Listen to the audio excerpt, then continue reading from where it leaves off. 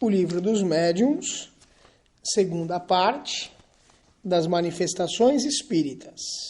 Não esqueçam de ler o Livro dos Espíritos primeiro. Capítulo 4. Teoria das Manifestações Físicas. Subtítulos: Movimentos de suspensão, ruídos, aumento e diminuição de pesos dos corpos. Demonstrada a existência dos espíritos pelo raciocínio e pelos fatos, e a possibilidade de agirem sobre a matéria, devemos agora saber como se efetua essa operação e como eles agem para mover as mesas e outros corpos inertes.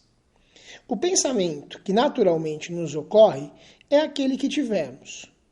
Como os espíritos o contestaram e nos deram uma explicação inteiramente diversa, que não podíamos esperar, é evidente que sua teoria não provinha de nós. Ora, a ideia que tivemos, todos a podiam ter, como nós. Quanto à teoria dos espíritos, não acreditamos que pudesse jamais ocorrer a alguém. Facilmente se reconhecerá quanto é superior a nós, embora mais simples, porque oferece a solução de numerosos outros fatos que não tinham uma explicação satisfatória. O conhecimento da natureza dos espíritos, de sua forma humana, das propriedades semimateriais do perispírito, da ação mecânica que podem exercer sobre a matéria, e o fato de, nas aparições, as mãos fluídicas e até mesmo tangíveis pegarem objetos e os carregarem, naturalmente nos faziam crer que o espírito se servisse das mãos para girar a mesa e que as erguesse pelos braços. Mas, nesse caso, qual a necessidade de médiuns? O espírito não poderia agir sozinho? Por que o médium, que frequentemente pousa as mãos na mesa em sentido contrário ao do movimento, ou mesmo nem chega a pousá-las, não pode, evidentemente, ajudar o espírito por ação muscular? Ouçamos primeiro os espíritos que interrogamos a respeito. As respostas seguintes nos foram dadas pelo espírito São Luís e depois confirmadas por muitos outros. Primeira pergunta. O fluido universal é uma emanação da divindade? Não. Segunda pergunta. É uma criação da divindade? Tudo foi criado, exceto Deus. Terceira. O fluido universal é o próprio elemento universal? Sim, e é o princípio elementar de todas as coisas. Quarta. Tem alguma relação com o fluido elétrico, cujos efeitos conhecemos? É o seu elemento. Quinta. Como o fluido universal nos apresenta sua maior simplicidade? Desculpa, vamos lá. Como o fluido universal se nos apresenta na sua maior simplicidade? Para encontrá-lo na simplicidade absoluta, seria preciso remontar os espíritos puros. No vosso mundo, ele está sempre mais ou menos modificado para formar a matéria compacta que vos rodeia. Podeis dizer, entretanto, que ele mais se aproxima dessa simplicidade no fluido que chamais fluido magnético animal. Sexta. Afirmou-se que o fluido universal é a fonte da vida. Seria ao mesmo tempo a fonte da inteligência? Não. Esse fluido só anima a matéria. Sétima. Sendo esse fluido que forma o perispírito, parece encontrar-se nele uma espécie de condensação que, de certa maneira, o aproxima da matéria propriamente dita? De certa maneira, dizeis bem, porque ele não possui todas as propriedades da matéria, e a sua condensação é maior ou menor segundo a natureza dos mundos. Oitava. Como um espírito pode mover um corpo sólido? Combinando uma porção de fluido universal com o fluido que se desprende do médium apropriado a esses efeitos. 9. Nona questão. Os espíritos erguem a mesa com a ajuda dos braços de alguma maneira solidificados? Essa resposta não te dará ainda o que desejas. Quando uma mesa se move, é porque o espírito evocado tirou do fluido universal o que anima essa mesa, de uma vida factícia. Assim preparada, o espírito a atrai e a movimenta, sob a influência do seu próprio fluido, emitido pela sua vontade. Quando a massa que deseja mover é muito pesada para ele, pede a ajuda de outros espíritos da sua mesma condição. Por sua natureza etérea, o espírito propriamente dito não pode agir sobre a matéria grosseira sem intermediário, ou seja, sem o liame que o liga à matéria. Esse liame, que chamas perispírito, oferece a chave de todos os fenômenos espíritas materiais. Creio me haver explicado com bastante clareza para fazer-me compreender. Observação. Chamamos a atenção para a primeira frase. Esta resposta não te dará ainda o que desejas. O espírito compreendera perfeitamente que todas as questões anteriores só tinham por fim chegar a essa, e se refere ao nosso pensamento que esperava, com efeito, outra resposta que confirmasse a nossa ideia sobre a maneira por que o espírito movimenta as mesas. 10ª questão. Os espíritos que ele chama para ajudá-lo são inferiores a ele? Estão sob suas ordens? Quase sempre são seus iguais e acodem espontaneamente. 11ª. Todos os espíritos podem produzir esses fenômenos? Os espíritos que produzem esses efeitos são sempre inferiores, ainda não suficientemente livres das influências materiais. 12ª. Compreendemos que os espíritos superiores não se ocupem dessas coisas, mas perguntamos se, sendo mais desmaterializados, teriam o poder de fazê-lo se o quisessem. Eles possuem a força moral, como os outros possuem a força física. Quando necessitam dessa última, servem-se dos que a possuem. Já não dissemos que eles se servem dos espíritos inferiores como voz dos carregadores? Observação de Kardec. A densidade do perispírito, se assim se pode dizer, varia de acordo com a natureza dos mundos, como já foi ensinado no Livro dos Espíritos, questões 94 e 187. Parece variar também no mesmo mundo, segundo os indivíduos. Nos espíritos moralmente adiantados, ele é mais sutil e se aproxima do perispírito nas entidades elevadas. Nos espíritos inferiores, aproxima-se da matéria, e é isso que determina a persistência das ilusões da vida terrena nas entidades de baixa categoria, que pensam e agem como se ainda estivessem na vida física, tendo os mesmos desejos e quase poderíamos dizer a mesma sensualidade. Essa densidade maior do perispírito, estabelecendo maior afinidade com a matéria, torna os espíritos inferiores mais aptos para as manifestações físicas. É por essa razão que o homem refinado, habituado aos trabalhos intelectuais, de corpo frágil e delicado, não pode erguer pesados fardos como um carregador. A matéria de seu corpo é, de alguma maneira, menos compacta. Os órgãos são menos resistentes.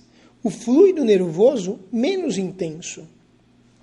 O perispírito é para o espírito o que o corpo é para o homem. Sua densidade está na razão da inferioridade do espírito.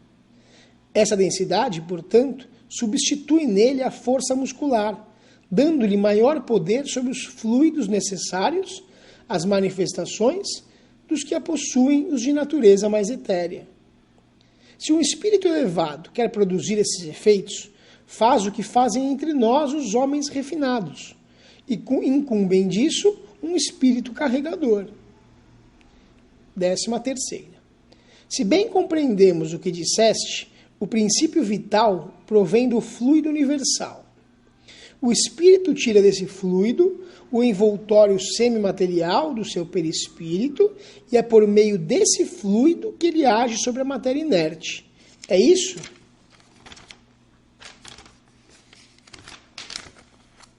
Sim, quer dizer que ele anima a matéria de uma vida factícia, artificial.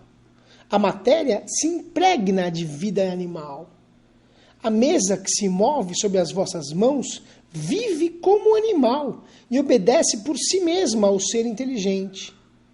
Não é o espírito que a empurra como se fosse um fardo. Quando ela se eleva, não é o espírito que a ergue com os braços. É a mesa animada que obedece à impulsão dada pelo espírito. Questão 14ª. Qual o papel do médium nesse fenômeno? Eu já disse que o fluido próprio do médium se combina com o fluido universal do espírito. É necessária a união de ambos, do fluido animalizado e do fluido universal, para dar vida à mesa. Mas não se deve esquecer que essa vida é apenas momentânea, extinguindo-se com a mesma ação, e muitas vezes antes que a ação termine, quando a quantidade de fluido já não é mais suficiente para animar a mesa. 15ª. O espírito pode agir sem o concurso do médium, pode agir à revelia do médium. Isso quer dizer que muitas pessoas ajudam os espíritos na realização de certos fenômenos sem o saberem. O espírito tira dessas pessoas, como de uma fonte, o fluido animal de que necessita. É dessa maneira que o concurso de um médium, como entendes, nem sempre é necessário. O que acontece, sobretudo, nos fenômenos espontâneos. Questão 16ª. A mesa animada age com inteligência? Pensa? É como o bastão com que fazes um sinal inteligente a alguém. Não pensa, mas a vitalidade de que está animado lhe permite obedecer ao impulso de uma inteligência. É bom saber que a mesa em movimento não se torna espírito e não tem pensamento nem vontade. Observação de Kardec. Servimos-nos frequentemente de uma expressão semelhante na linguagem usual. De uma roda que gira com velocidade, dizemos que está animada de um movimento rápido. Questão 17ª. Qual a causa preponderante na produção desse fenômeno, o espírito ou o fluido? O espírito é a causa e o fluido é o seu instrumento. Ambos são necessários. Questão 18ª. Qual o papel da vontade do médium? Chamar os espíritos e ajudá-los a impulsionar os fluidos. 18ª A. É indispensável a vontade do médium? Ela aumenta a potência, mas nem sempre é necessária, desde que pode haver um movimento, malgrado ou contra a vontade do médium, o que é uma prova da existência de uma causa independente. Observação de Kardec. Nem sempre é necessário o contato das mãos para mover um objeto. Ele basta quase sempre para dar o primeiro impulso, iniciando o movimento. O objeto pode obedecer à vontade sem contato material. Isso depende da potência mediúnica ou da natureza dos espíritos. Aliás, o primeiro contato nem sempre é necessário. Temos a prova disso nos movimentos e deslocamentos espontâneos, que ninguém pensou em provocar. Questão 19ª. Por que motivo não podem todos produzir o mesmo efeito e todos os médiuns não têm a mesma potência? Isso depende do organismo e da maior ou menor facilidade na combinação dos fluidos, e ainda da maior ou menor simpatia do médium com os espíritos que nele encontram a potência fluídica necessária. Essa potência, como a dos magnetizadores, é maior ou menor. Encontramos, nesse caso, pessoas inteiramente refratárias, outras em que a combinação só se verifica pelo esforço da própria vontade, e outras, enfim, em que ela se dá tão natural e facilmente que nem a percebem, servindo de instrumentos sem o saberem, como já dissemos. Observação de Kardec. O magnetismo é, não há dúvida, o princípio desses fenômenos, mas não como geralmente se pensa. Temos a prova disso na existência de poderosos magnetizadores que não movimentam uma mesinha de centro, e de pessoas que não sabem magnetizar, até mesmo crianças, que bastam pousar os dedos numa mesa pesada para que ela se agite. Logo, se a potência mediúnica não depende da magnética, é que tem outra causa. Questão 20ª. 20ª questão. As pessoas ditas elétricas podem ser consideradas médiums?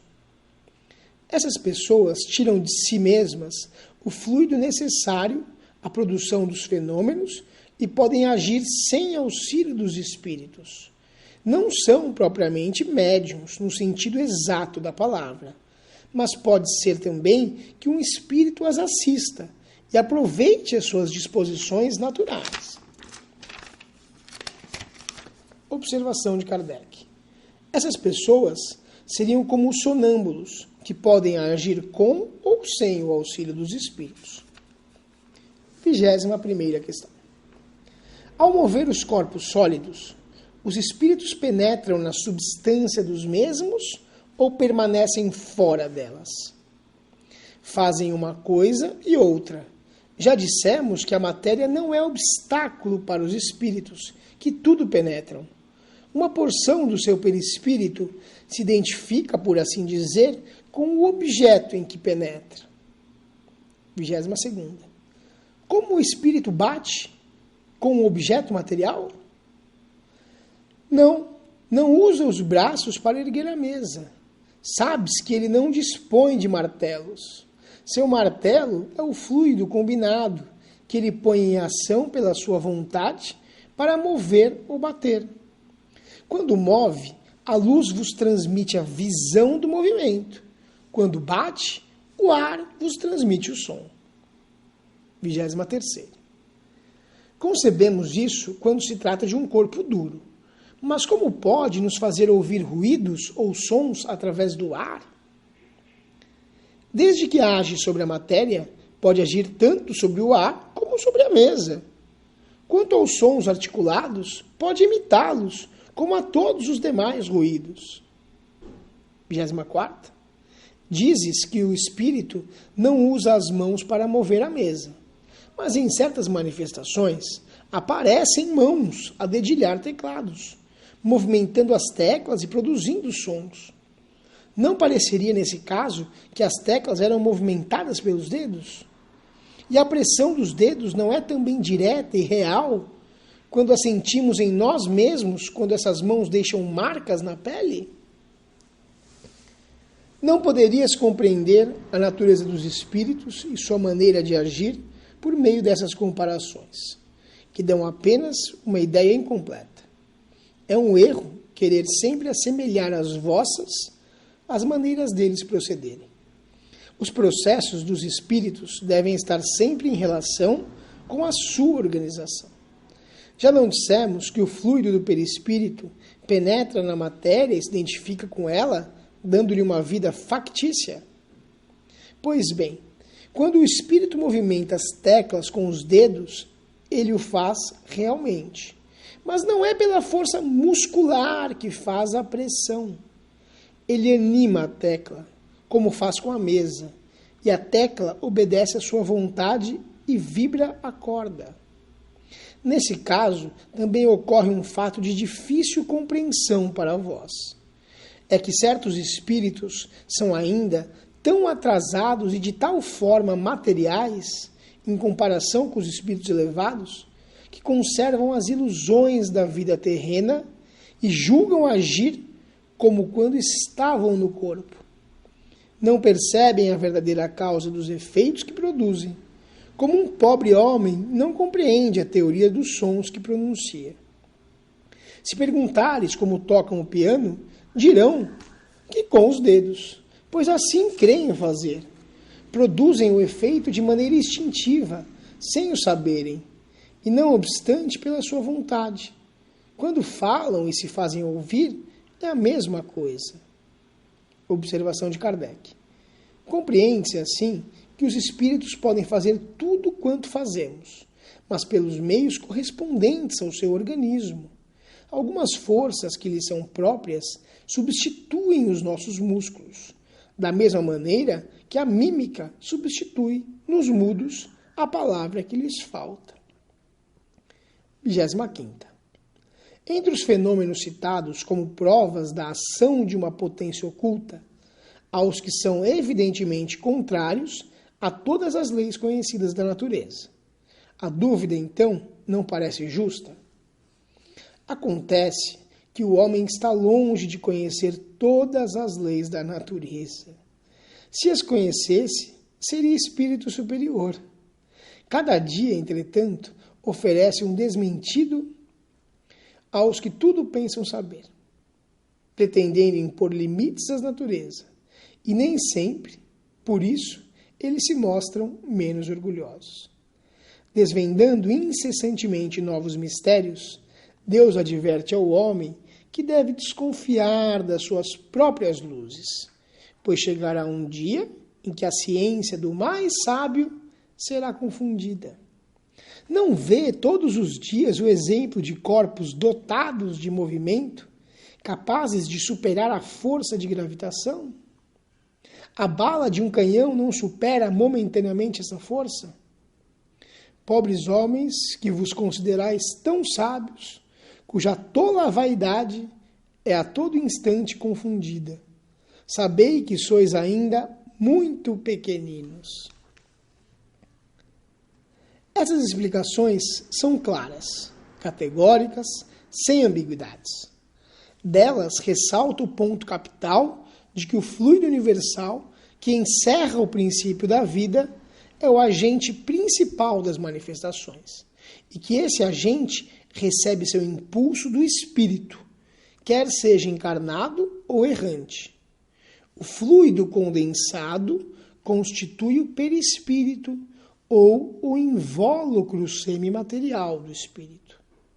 Na encarnação, o perispírito está ligado à matéria do corpo. Na erraticidade está livre. Quando o espírito está encarnado, a substância do perispírito está mais ou menos fundida com a matéria corpórea, mais ou menos colada a ela, se assim podemos dizer. Em algumas pessoas, há uma espécie de emanação desse fluido, em consequência de condições especiais da sua organização. E é disso, propriamente falando, que resultam os médiums de efeitos físicos. A emissão do fluido animalizado pode ser mais ou menos abundante e sua combinação mais ou menos fácil. E daí os médiums mais ou menos possantes. Mas essa emissão não é permanente, o que explica a intermitência da força. Façamos uma comparação. Quando queremos atingir alguma coisa situada à distância de nós, é pelo pensamento que o tentamos. Mas o pensamento sozinho não poderia realizar nosso intento. Precisamos de um instrumento que o pensamento dirigirá. Um bastão, um projétil, um assopro e etc. Note-se ainda que o pensamento não age diretamente sobre o bastão, que precisamos pegar. A inteligência, que é o próprio espírito encarnado em nosso corpo, está unida ao corpo pelo perispírito e não pode agir sobre o corpo sem o perispírito. Da mesma maneira que não pode agir sobre o bastão sem o corpo. Assim, ela age sobre o perispírito, que é a substância com que tem mais afinidade. o perispírito age sobre os músculos. Estes fazem a mão pegar o bastão e o bastão atinge o alvo. Quando o espírito não está encarnado, necessita de um instrumento que não pertence ao seu organismo. Esse instrumento é o fluido, com o auxílio do qual torna o objeto apropriado a realizar o impulso da sua vontade. Muito claro, hein? Quando, pois, um objeto é movido, erguido ou atirado no ar, o espírito não o pegou, não o ergueu e nem o atirou, como nós o fazemos com as mãos. Ele o saturou, por assim dizer, com o seu fluido combinado com o do médium. O objeto, assim momentaneamente vivificado, age como um ser vivo, com a diferença de não ter vontade própria e obedecer ao impulso da vontade do espírito. Assim, o fluido vital, dirigido pelo espírito, dá uma vida artificial e momentânea aos corpos inertes. Sendo o perispírito formado por esse fluido, segue-se que o espírito encarnado, por meio do seu perispírito, é quem dá vida ao corpo, mantendo-se unido a ele enquanto o organismo o permite. Quando ele se retira, o corpo morre. Então, se em lugar de uma mesa fizéssemos uma estátua de madeira, teríamos, sob a ação mediúnica, uma estátua que se moveria e daria pancadas, respondendo às nossas perguntas. Numa palavra, teríamos uma estátua animada por uma vida artificial. E como se diz mesas falantes, também se poderia dizer estátuas falantes. Quanta luz lança essa teoria sobre uma infinidade de fenômenos até agora inexplicáveis. Quantas alegorias e efeitos misteriosos vêm explicar. Os incrédulos objetam, apesar de tudo, que o levantamento das mesas sem apoio é impossível, por contrariar a lei da gravidade. Responderemos primeiro que a negação não é uma prova. Depois que, existindo o fato estranhamente contrário a todas as leis conhecidas, isso apenas provaria que ele se apoia em alguma lei desconhecida, pois os negadores não podem ter a pretensão de conhecer todas as leis da natureza. Explicamos essa lei, mas isso não basta para que eles as aceitem, pois a explicação é dada por espíritos que deixaram as vestes terrenas, em lugar daqueles que ainda as têm e envergam o fardão da academia. Dessa maneira, se o espírito de Arago, em vida, lhes tivesse dado essa lei, eles a aceitariam de olhos fechados, mas dada pelo mesmo espírito, depois da morte, é apenas uma utopia. E isso por quê? Porque a morte de Arago é para eles absoluta. Não temos a pretensão de dissuadi-los disso. Mas como essa objeção poderia embaraçar algumas pessoas, tentaremos respondê-las do seu mesmo ponto de vista, ou seja, fazendo abstração por um instante da teoria da animação factícia. Quando se faz o vácuo na campânula da máquina pneumática, é impossível erguê-la, tal a força de adesão que lhe dá a pressão do ar sobre ela. Deixando entrar o ar, a campânula se eleva com maior facilidade, porque o ar debaixo da contrabalança, no ar de baixo, contrabalança o de cima. Entretanto, abandonada a si mesma, permanecerá no prato em virtude da lei da gravitação. Comprima-se, porém, o ar interior, dando-lhe uma densidade maior que o de cima, e a campânula se levantará apesar da gravitação. Se a corrente de ar for rápida e violenta, ela poderá manter-se no espaço sem nenhum apoio visível, como os bonecos que giram sobre os jatos de um repuxo. Porque, pois, o fluido universal, que é o elemento básico de toda a matéria, acumulando-se em torno da mesa, não teria a propriedade de aumentar ou diminuir o seu peso específico relativo, como faz o ar com a campânula, o hidrogênio com os balões, sem que fique derrogada a lei da gravitação? Conheceis todas as propriedades, toda a força desse fluido? Não. E então, como negar um fato que não podeis explicar? Voltemos à teoria do movimento da mesa. Se um espírito pode erguer uma mesa pelo meio indicado, pode erguer qualquer outra coisa, uma poltrona, por exemplo. E se pode erguer esta, poderá também erguê-la com uma pessoa sentada, havendo força suficiente. Eis, pois, a explicação desse fenômeno, 100 vezes produzidos pelo Sr. Home, consigo mesmo e com outras pessoas. Ele o repetiu durante uma viagem recente a Londres. E para provar que os assistentes não eram vítimas de uma ilusão de ótica, fez no teto um sinal a lápis e deixou que passassem por debaixo dele. Sabe-se que o Sr. Home é um potente médium de efeitos físicos. Nesse caso, ele era a causa eficiente e o objeto. Tratamos há pouco do possível aumento de peso.